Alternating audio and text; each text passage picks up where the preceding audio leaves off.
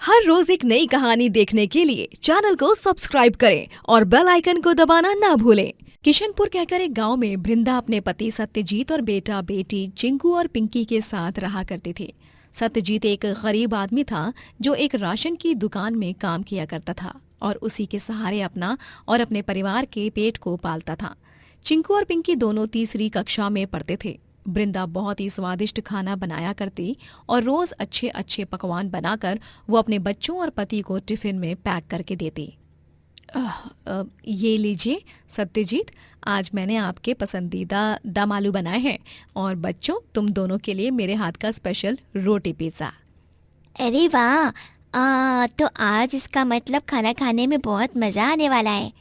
हाँ चिंकू, लेकिन हमें अपने दोस्तों से बचा कर रहना होगा।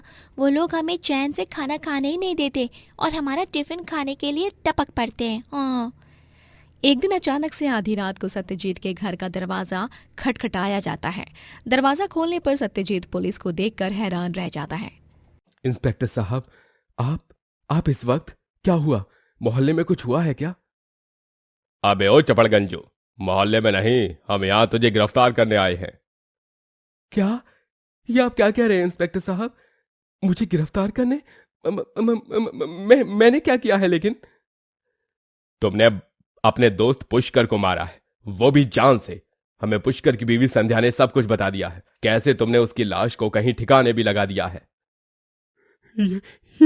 ये सरासर झूठ है इंस्पेक्टर साहब। पुष्कर तो मेरा दोस्त है। मैं उसे क्यों मारूंगा जान से? हाँ इंस्पेक्टर साहब, ये पुष्कर को नहीं मार सकते हैं। आप प्लीज चुप रहिए। हमने आपसे कोई स्टेटमेंट मांगा है क्या? आप नहीं ना? चलो गिरफ्तार कर लो इस सत्यजीत को। पुलिस सत्यजीत को गिरफ्तार करके ले जाती है। बृंदा बहुत डर जाती है और वो चीखती चिल्लाती है। सत्यजीत के गिरफ्तार होने के बाद बृंदा के लिए सब कुछ बहुत मुश्किल सा हो जाता है।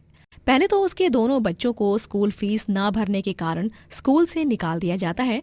फिर उसका घर मालिक आकर किराया ना भरने पर उसे बच्चों के साथ वहां से निकालकर नए किराएदार को मकान दे देता है।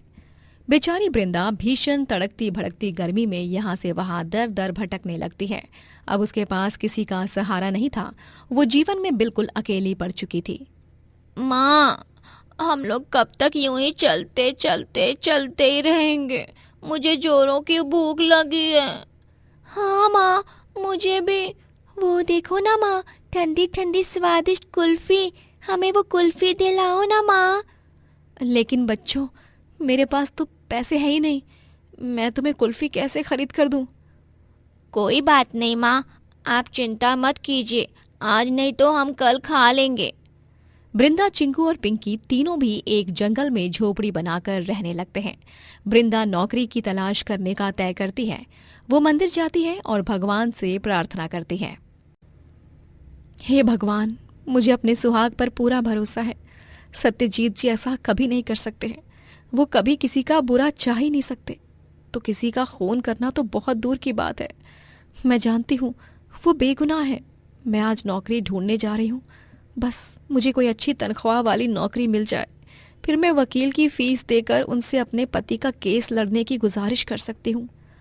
बृंदा उस दिन कई जगहों पर काम ढूंढने जाती है, लेकिन उसे कहीं भी काम नहीं मिलता। वो बहुत उदास हो जाती है और रोते हुए घर आती है।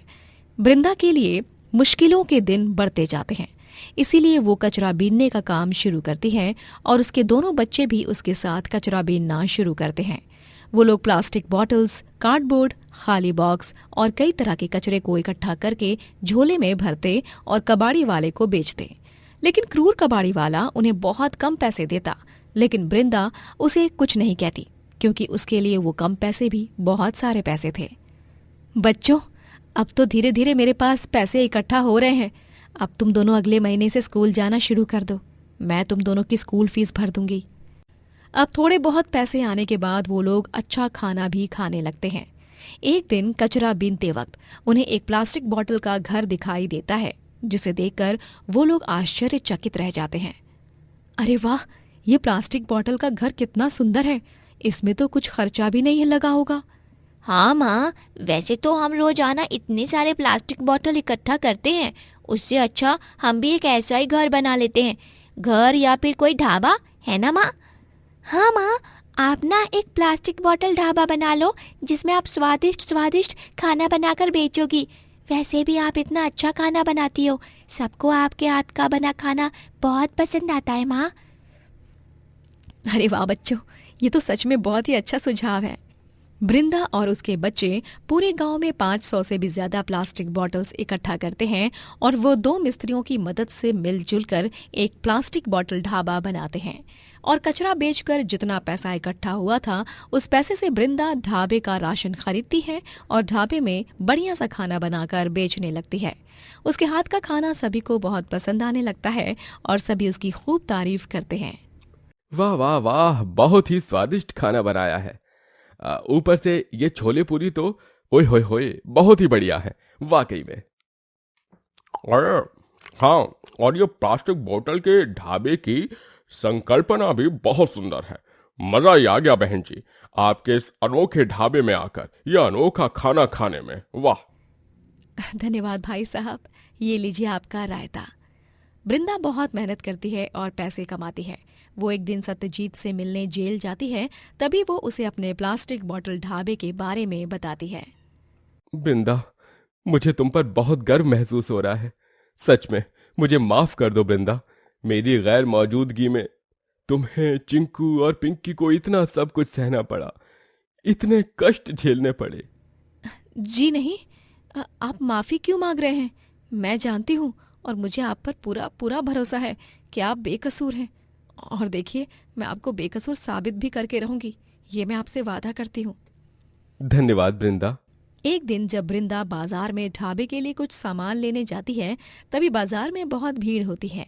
इसीलिए वो दूसरे गांव में जाती है, क्योंकि उसे जल्द से जल्द सामान खरीदकर ढाबा खोलना होता है। लेकिन वो उस दूसरे गांव में पुष्कर को देखती है, जो जीवित होता है। वो और उसकी बीवी संध्या खुशी से घूम रहे होते हैं। ये क्या? ये तो पुष्कर भाई साहब है। इसका मतलब ये जिंदा है। अगर खून हुआ ही नहीं तो मेरे पति को खामखा क्यों जेल में कैद करके रखा है? मुझे अभी पुलिस को फोन लगाना होगा। बृंदा तुरंत पुलिस को फोन लगाती है और पुलिस पुष्कर को गिरफ्तार कर लेती है। पुलिस स्टेशन ले जाने के बाद पुष्कर सारा गुनाह कबूल करता है। मुझे माफ कर दीजिए, मैंने जो कुछ भी किया जानबूझ के किया। दरअसल मुझे सत्यजीत से बहुत जलन होती थी, क्योंकि वो ज्यादा कमाता था और मैं कम। उसके जीवन में वो सारी खुशियां थी और मेरे नहीं, इसलिए मुझे उसे उम्र भर का दर्द देना था। इसलिए मैंने ये मर्डर की चाल चली। पुलिस पुष्कर को खूब मारते हैं और उसे जेल में कैद कर दिया जाता है। वहीं सत्यजीत जेल से रिहा हो जाता है और बृंदा संग प्लास्टिक बॉटल ढाबे पर काम करने लगता है और दोनों मिलकर ढाबे को नई ऊंचाइयों पर ले जाते हैं और जीवन में खूब सफल होते हैं। शैलेंद्र का ढाबा गांव का सबसे फेमस ढाबा होता है। वो बहुत स्वादिष्ट और जायकेदार खाना बनाया करता था। उसके ढाबे पर हर समय ग्राहकों की कतार लगी ही रहती थी। अरे भाई, ओए हो शैलेंद्र बाबू, वाह यार, तेरे हाथ के दम आलू खाकर तो मजा ही आ गया। वाह यार, यू आर अमेजिंग। अरे सच में तुम्हारे ढाबे के खाने की तो बात ही कुछ और है। एकदम अलग सा स्वाद है, जो बाकी किसी के हाथों के बनाए खाने में नहीं मिलता। धन्यवाद भाई साहब। शैलेंद्र अपनी बीवी गरिमा और छोटी बेटी चीनी के साथ रहता था। उसी गांव में उसका चाचा भूषण लाल भी रहता था। भूषण लाल और शैलेंद्र के स्वर्गवासी पिता की खूब दुश्मनी थी।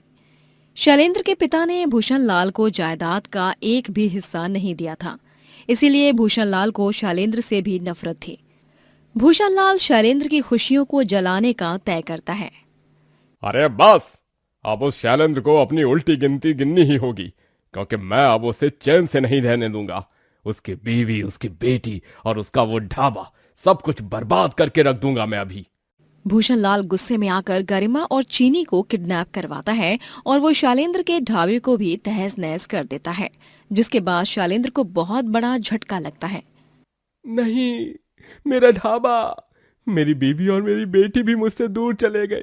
ये क्या से क्या हो गया? शैलेंद्र पुलिस स्टेशन जाकर पुलिस कंप्लेंट दर्ज करता है। एक ही दिन में ही इतना सब कुछ हो गया। आपका ढाबा भी तबाह हो गया, आपकी बीवी और बेटी भी गायब हो गई। ये जरूर किसी दुश्मन का ही काम हो सकता है। क्या आप किसी को जानते हैं, कोई दोस्त या कोई रिश्तेदार जो आपके दुश्मन है? नहीं इंस्पेक्टर साहब, ऐसा तो कोई भी नहीं है। ठीक है शैलेंद्र जी, हम इन्वेस्टिगेशन कर रहे हैं, आप चिंता मत कीजिए। आपको आपकी बीवी और बेटी वापस मिल जाएंगी। भूषण लाल के आदमी गरिमा और चीनी को एक गांव में छोड़ देते हैं, जहां वो एक साथ गुलाब चंद के यहाँ पर नौकरों वाला काम करती है। अरे भाई देखो, तुम दोनों को यहाँ पर काम करना होगा। जितना काम करोगी उतना ही फायदा में रहोगी, वरना तुम्हें और तुम्हारी बेटी को कड़ी से कड़ी सजा दी जाएगी। जी जी जी सेठ जी। और दूसरी बात, यहाँ इस बंगले में कोई भी नौकर चाकर फोन इस्तेमाल नहीं करता और ना ही घर से बाहर निकलता है, इसलिए तुम्हें यहाँ कैद ही रहना होगा। समझ गए तुम? गरिमा और चीनी घबराते हुए हाँ में सर हिलाते हैं। दोनों माँ बेटी मानो किसी जेल या पिंजरे में कैद हो चुके थे। 1 महीना गुजर जाता है, लेकिन अब तक पुलिस गरिमा और चीनी को ढूंढ नहीं पाई थी। इसी बीच भूषण लाल को हार्ट अटैक आ जाता है और वो मर जाता है। शैलेंद्र अपना जीवन यापन करने के लिए बहुत सी जगहों पर जाकर नौकरी की तलाश करता है, लेकिन उसे कहीं भी अच्छी नौकरी नहीं मिलती है। वो एक ढाबा खोलने का तय करता है, लेकिन उसके पास उतने पैसे भी नहीं होते। ये कैसी विपदा आन पड़ी है भगवान जी, मैं अब क्या करूं? नया ढाबा फिर से खोलने के लिए मेरे पास तो उतने पैसे भी नहीं है और ना ही मैं किसी से मदद मांग सकता हूं। गरिमा और चीनी मेरे घर की लक्ष्मी थे, लेकिन अब उनके जाने के बाद सब सूना सूना हो गया है। तुम दोनों की बहुत याद आती है गरिमा और चीनी, कहाँ चले गए हो तुम?